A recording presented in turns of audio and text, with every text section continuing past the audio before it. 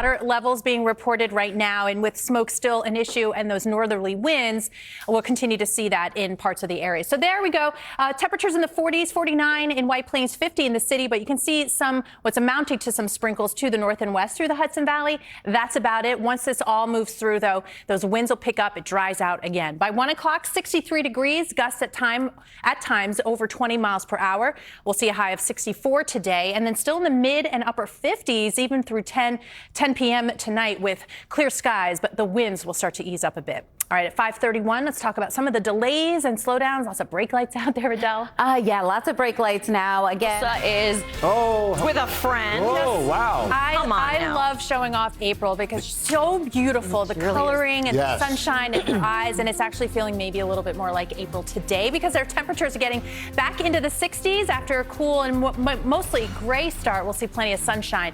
I am tracking those showers, maybe a good soaking rain by Thursday, so I'll time that out for you coming up in the 10-day. Thanks so much. That'll be kicking up later, so we're keeping an eye on that fire danger. Otherwise, it is a, relatively speaking, quiet weather picture. A pretty one from EarthCam. We got the twinkling lights of the city right now from Midtown. We've got 50 degrees right now, still pretty dry out there, and a west wind at about 10. That'll be more like 20, 25 miles per hour later on this afternoon. So when you look at the smoke forecast, which has been so prevalent in much of, from the Hudson Valley, the city, northeastern New Jersey too, that the wind direction today out of the northwest will keep not just the fire risk high, but that smoke, again, traveling pretty far. So if you're in that sensitive group, it might be another day where you got to keep those windows closed. But by tomorrow, we'll see those winds ease a bit before we keep our eye on that next blustery kind of day, which is Thursday. But this also happens to coincide with our next really good chance for some showers. So we're up to 90% when we look at the chance forecast over the next 7 days.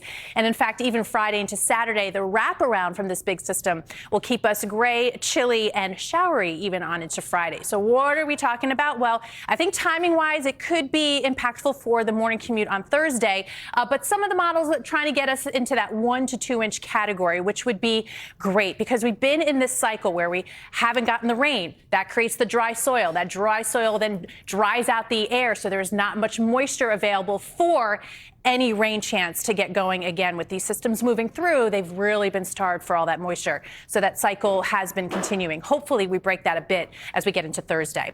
We're at 50 now at Central Park, 49 in White Plains. You see maybe a few sprinkles heading into Litchfield County. Otherwise, just mostly cloudy early, lots of sunshine later, up to 64 degrees. Again, those northwest winds brisk this afternoon. 46 degrees overnight tonight, and then tomorrow, partly cloudy skies. We'll see 58, which again still is technically above average, but big changes with this next big system Thursday and Friday.